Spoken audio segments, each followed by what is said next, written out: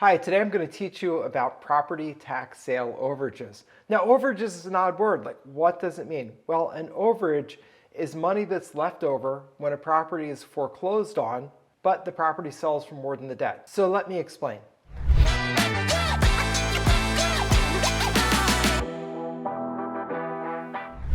When a property goes through either a tax foreclosure or a mortgage foreclosure, the property is sold to satisfy the debt. So for example, a tax foreclosure is not income taxes like you may be thinking. It's real estate taxes. So when you're in a house like I am today, every year you have to pay real estate taxes. That supports the schools, it supports the filling of potholes, the picking up of trash, the mayor's office, all that stuff. So if you don't pay your real estate taxes, typically for 3 to 4 years, then the township is going to foreclose on your house, period. They're going to sell it to the highest bidder. But here's the thing, if you take 3 to 4 years worth of taxes, it doesn't add up to that much money. Taxes on average are about 2% of the home value per year. So if you had a $400,000 house, about $8,000 a year in real estate taxes. And if you let it go for 4 years, that's about $32,000 worth of taxes. Well, think about it. If you have a $400,000 house and you only owe $32,000 in taxes, there's going to be a lot of money left over when that house sells at an auction, right? So at the auction, what's actually going to happen is that house is going to sell for somewhere between $300,000 and $350,000, depending on condition. If it's very run down, it'll be a little less. But generally, you're talking about 75% to 80% of the home value is going to be the sale price at the auction. So let's say that the house sells for $300,000 and you owed $32,000 worth of taxes. Well, that means that there's $268,000 left over. That is the money we're talking about. That's an overage. And if we think about that money, I mean, should the township tax collector get that money? I don't think so.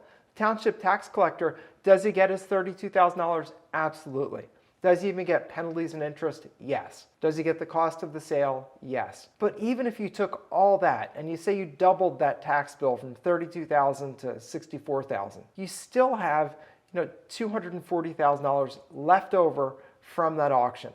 That is the overages money.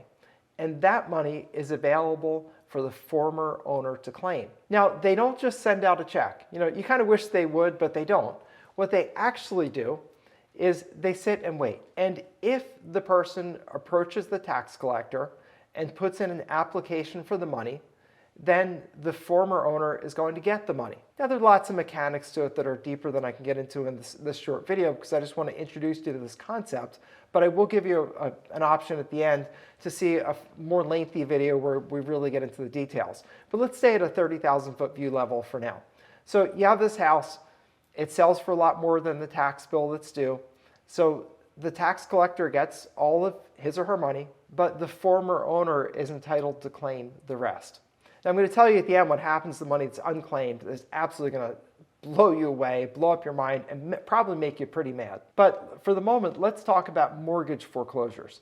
So when a property sells at mortgage foreclosure auction, it's the same story. Let's say you had a house that, again, $400,000 house. Let's say that they owed $200,000 on a mortgage. Because they might have bought that house 5 or 6 years ago when houses cost half what they cost now. So even if they got 100% financing, they'd still only owe half what the house is worth today. So let's take that same house.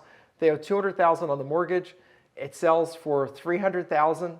Well, there's $100,000 left over, right? Because they collected $300,000 at the mortgage foreclosure auction. Yet there's only $200,000 that is owed to the mortgage company. Now, the mortgage company doesn't get a jackpot when they do that. We don't want to encourage mortgage companies to foreclose on people because they're going to get a big windfall. Because when we think about that extra money, it really represents equity in that person's house. So what happens? Same thing as the tax sale. The creditor, meaning the mortgage company, gets paid in full. They get interest, they get penalties, they get the cost of the auction, all those things. But then the extra money that's left over, that is called an overage, and that money is claimable by the former owner. Now, again, similar process. They don't just send the person a check. The former owner actually has to formally apply for the money in order to get it. And that can be more or less complicated. Again, I'll give you a resource at the end. That's another video I did where I really go deep into this overages and how it works mechanically. But what I want you to know for right now is that when properties that are being foreclosed for either a mortgage or for taxes, and by the way, deed of trust is just another name for mortgage. So mortgage, deed of trust, or taxes, whoever's forcing the foreclosure auction, which is the one owed the money, the creditor, they get their full debt that they're owed. They get interest, penalties, the cost of auction, all of that, but that extra money is available for the former homeowner. And the issue here is that people have no idea there's any money that they could claim or that could potentially, go in their hands when they lose their house. What they assume is they, either the mortgage company or the taxing authority, sold my house, so I guess they keep the money. And the person kind of crawls off dejected, tail between their legs, and slumps off to go to try to restart their life. And I've made a whole business out of this, believe it or not, and I've taught many people to do it as well. And the business is helping people who've lost their property to a foreclosure to get their money back, and we get paid a percentage of the money that we recover.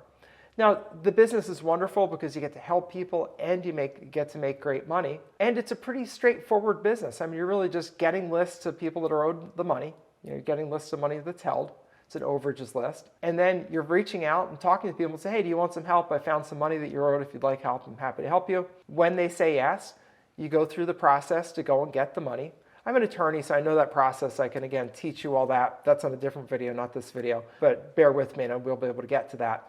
So we get to help people, and the help that we give people is truly life-changing. One of the people that comes to mind for me is a woman named Carrie Johnson who lives up in Connecticut. And Carrie lost her family home, a home that had been in her house or in her family for 100 years. She fell on hard times, and she was unable to pay her taxes, and she lost her home. When we found her, she was living in a homeless shelter. We found her, let her know there was some money that she could get, and we got her $32,000 to help get her life restarted. And today, she lives in a home.